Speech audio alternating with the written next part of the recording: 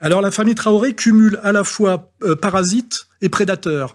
Alors d'abord je me suis renseigné parce que c'est pareil, l'antiracisme institutionnel qui vient, vous savez de quelle communauté, qui a un mépris communautaire qui est dès l'origine, vous parle des Noirs comme si c'était noir. En réalité, la réalité africaine est aussi complexe que la réalité européenne. Hein.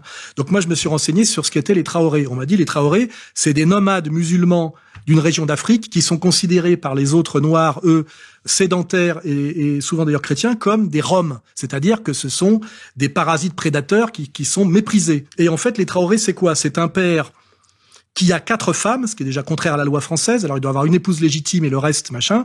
Et son but, c'est de vivre sur le dos des gosses, exactement comme font les Roms et le plus bas de l'échelle du parasitisme ethnico-social, c'est de faire un maximum d'enfants pour vivre des allocations. Je crois que le père Traoré, il a 17 gosses. Hein, voilà. Donc, on pourrait déjà chiffrer ce que ça fait en allocation familiale, pris sur le dos des gens qui représentent le Sidunatis, c'est-à-dire des patrons de PME, TPE, asphyxiés, qui travaillent énormément et qui sont asphyxiés par la fiscalité. Donc, le père Traoré est un parasite qui vit de l'escroquerie, on va dire, des allocations familiales et qui est de fait un polygame, ce qui est interdit en France.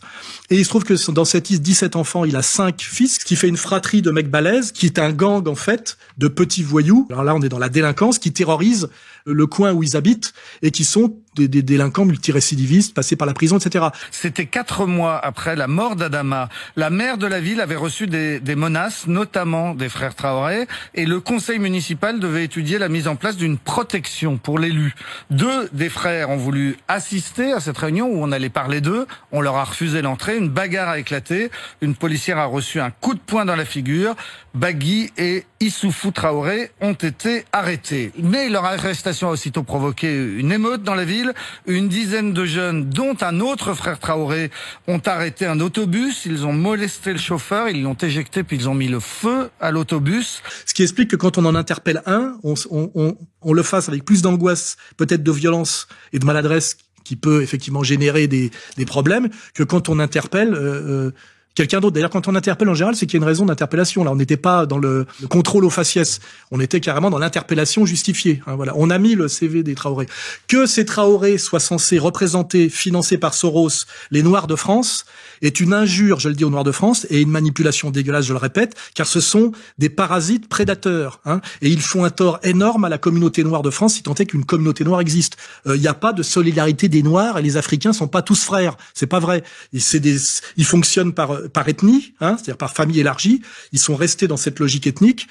Et il y a des hiérarchies très fortes en général qui viennent d'Afrique, parce qu'il y a en fait des familles nobles, on va dire, supérieures et des familles inférieures. Et ces hiérarchies sont reproduites en banlieue. Hein. Mohamedou et son cousin sont victimes de l'esclavage dit par ascendance. C'est loin, je peux le dire, c'est loin. L'esclavage en lui-même, le travail forcé et la traite d'êtres humains a théoriquement disparu dans la région, mais de nombreux villages en gardent les traces. Les personnes appartenant à la caste des prétendus esclaves sont victimes de discrimination et s'ils osent s'en plaindre, les nobles enragent. Ils disent que nos grands-pères et nos arrière-grands-pères étaient des esclaves, qu'ils acceptaient d'être esclaves, alors pourquoi nous voulons nous opposer à cela maintenant ? Il faut bien le comprendre. Et moi j'aimerais que, parce que c'est pas Mélenchon qui fait ce genre de boulot, ni SOS Racisme, ni tous ces salopards issus de la gauche manipulatrice. J'aimerais que, puisque Lugan est un blanc à moustache issu de on va dire de la droite identitaire, donc c'est gênant, j'aimerais qu'un intellectuel noir honnête et cultivé nous fasse, pour Égalité et Réconciliation, puisque nous on s'appelle Égalité et Réconciliation, une sociologie des Noirs présents en France, qui sont français d'ailleurs, mais par en vérité leur ethnie d'origine et leur lieu d'origine, et qu'on verrait qu'il n'y a pas grand-chose à voir entre un Bavouvi, je sais pas quoi, un Bororo, voilà, il y a des Antillais, il y a des Africains, il y a des régions, il y a des ethnies, etc. Ils sont pas tous potes et pas tous frères. Il y a des hiérarchies, il y a des tensions, puisqu'on voit qu'en fait il y a quand même beaucoup de guerres en Afrique.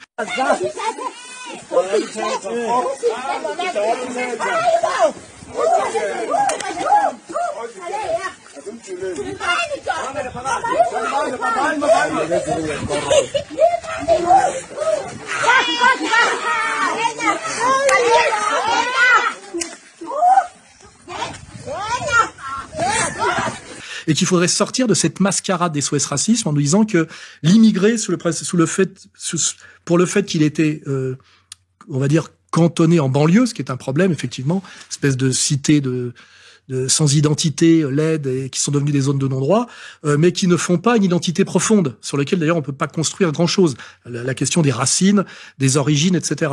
Et je pense qu'il faudrait faire ce travail pour montrer que il y a dire les Noirs comme on dit les Blancs en mélangeant les Savoyards, les Bretons et au-delà même les Belges et les Espagnols est un mépris, une manipulation et qui ne permet pas de comprendre grand-chose. Hein, en réalité, quand moi j'ai fréquenté ces gens-là à la Main d'Or, puisque à la Main d'Or j'ai tout vu, hein, le pire et le meilleur, et je peux vous dire que c'est beaucoup plus compliqué que ça, beaucoup plus pervers, et que malheureusement ceux qui parlent au nom des Blacks sont en général des stipendiés, des vendus, des petits voyous malins qui sont payés par les mairies et donc en fait par l'État pour en fait reproduire quelque chose qui est typiquement colonial, qui est Caïda indigena. Hein, voilà, ce sont des salopards en général, des petits voyous et des menteurs que je me suis pris dans la gueule quand j'ai essayé d'ailleurs d'aider et de faire quelque chose d'utile dans la Main d'Or avec ce combat que je mène toujours avec Dieudonné. Et je peux vous dire que c'est des salopards, des ordures, et que ils sont pas passés pour rien par la prison, et qu'en général ce sont tous des indicateurs de police. Je connais bien ces sujets parce que moi je suis allé sur tous ces terrains-là, j'ai tendu la main, j'ai fait le maximum, et d'ailleurs je dis pas que ça marche pas, mais j'ai rencontré les meilleurs et j'ai rencontré les pires, hein. Et il y a les pires et les meilleurs, hein. C'est de dire en banlieue est-ce que les mecs sont gentils ou méchants, c'est pareil, c'est comme se dire est-ce que le blanc est gentil ou méchant. Bah il y a des méchants puis il y a des gentils, il y a les deux, hein. Donc il y a des types en banlieue qui incarnent quelque chose de très respectable, des mecs qui deviennent des champions de sport, des grands frères qui font le maximum, de l'associatif pour essayer de gérer peu de moyens et que ça se passe pas mal. Et puis il y a des petits enculés, et les petits enculés sont ceux qu'on retrouve à la télé et ceux qui touchent les subventions et ceux qui sont aidés par qui vous savez, hein, voilà.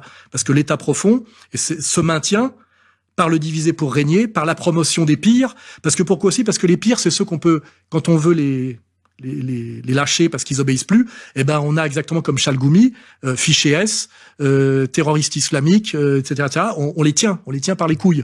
Et je vous garantis que quand vous regardez ceux qui parlent au nom des Noirs en ce moment, ils sont tenus de A à Z, hein, par leur délinquance, leur saloperie, et ils sont dans la main des pires ennemis, effectivement, de l'humanité. Hein, là, je vais mettre Soros. Soros est un ennemi de l'humanité. And I'm not no Black Lives Matter supporter. Like, you're not? No, absolutely. Why not? Because it's not our movement. This is a movement that was given to us by, George Soros and his fucking boys. Hein, et Traoré, c'est Soros. La jeune Traoré, qui est d'ailleurs très mignonne, hein, qui nous la joue Angela Davis, avec une coiffure assez... Non, elle est vraiment charmante. Mais je veux dire, c'est vraiment de l'incitation à la haine raciale, le niveau zéro de la politique, et que BFM donne la parole à cette personne dont d'ailleurs j'aimerais bien savoir de quoi elle vit, quelle est sa réalité sociale, parce que ça on n'en parle jamais. Hein. On parle de la feuille d'impôt d'un Le Pen quand on veut l'emmerder. Moi j'ai Tracfin sur le dos, mais les Traoré vivent de quoi? Qui finance le comité Adama Traoré? C'est quand même incroyable cette affaire. Ça fait 4 ans qu'ils payent des avocats. D'ailleurs ils portent plainte contre tout le monde. Hein. Dès que vous les critiquez, peut-être que là ils vont porter plainte contre moi. Hein. Dès que vous les critiquez, ils portent plainte, donc ça coûte cher tout ça. Ils organisent des manifs monstres. Il y a beaucoup des t-shirts, il y a des podiums, il y a des transports, etc. Il y a des lobbies derrière pour faire la com. Ça coûte très cher tout ça. Qui finance ça? Qui finance ça? Voilà. Moi, ça m'intéresse cette question-là. Est-ce que c'est les mêmes que ceux qui financent Black Lives Matter aux États-Unis? Vous savez que Black Lives Matter, la fondation Ford y a mis 100 millions de dollars. Les gens ne savent pas tout ça. Donc, je dis... Une fois plus qu'il est exactement comme j'avais dit aux musulmans, échapper aux manipulations, parce que ça va se retourner contre vous. Et à l'époque, j'avais des mecs qui disaient non, c'est très utile SOS Racisme, ça permet des promotions, des machins. Mais je dis ouais, mais vous verrez comment ça va se retourner, c'est fait. Je dis que les Noirs qui se laissent manipuler en ce moment, le même sort leur est réservé à terme. Hein. Vous êtes notre chance. Vous êtes aussi une chance pour la France. Vous verrez que quand Zemmour va monter au créneau avec son pote Onfray pour nous expliquer, au nom du républicanisme bien compris, que la France a le droit comme Israël d'affirmer son identité culturelle et raciale et qu'il y en a marre de la délinquance, etc., etc. On est au pied d'un immeuble place de la République. En haut sur le toit, vous voyez, il y a une grande banderole déployée par des militants du groupe d'extrême droite Génération Identitaire. Banderole sur laquelle on peut lire les victimes du racisme anti-blanc. En bas, il y a les manifestants antiracistes qui leur font face et dans leur rang, on entend distinctement crier « sale juif » à plusieurs reprises. Qu'est-ce que ça vient faire là? C'est tout le paradoxe de On a vu des t-shirts justice pour la Palestine, etc. Qu'est-ce que ça vient faire là? Je vais vous dire. Pardon. Cet antiracisme, d'abord, pour moi, est un racisme. premièrement, mais ça je vous l'ai déjà dit. Deuxièmement, cela signifie que ce mouvement est peut-être pas dominé, mais en tout cas, il y a beaucoup de mouvements de membres islamistes, de mouvements de militants palestiniens, donc musulmans. Et troisièmement, il y a la haine d'Israël. Pourquoi la haine d'Israël? Parce qu'Israël est un État qui se défend contre justement la loi du nombre, et qui se défend militairement et brutalement. Donc évidemment, il ne supporte pas cet État-là. Donc vous rassemblez tout ça, et vous avez sale juif dans les rues de Paris. Tout le baratin est déjà prêt pour la ratonnade qui va s'étendre. Hein. Ça sera plus seulement l'arabo-musulman, hein, mais il y aura son pote black. Hein. Ça finira de la même façon. N'oubliez pas, Soral a presque toujours raison. Hein. On pourrait imaginer une convention sur des thèmes d'immigration, de sécurité, d'identité, de démographie, et on pourrait imaginer aussi 150 personnes tirées au sort sur ce sujet-là. Et je me propose même d'être président de cette convention. Après tout, toutes les thématiques que j'ai données sont au moins aussi importantes que les thématiques environnementales. On a le droit de vouloir sauver son pays, c'est aussi important que de vouloir sauver la planète. Donc moi, je propose ça. Allons-y. Et un référendum au bout.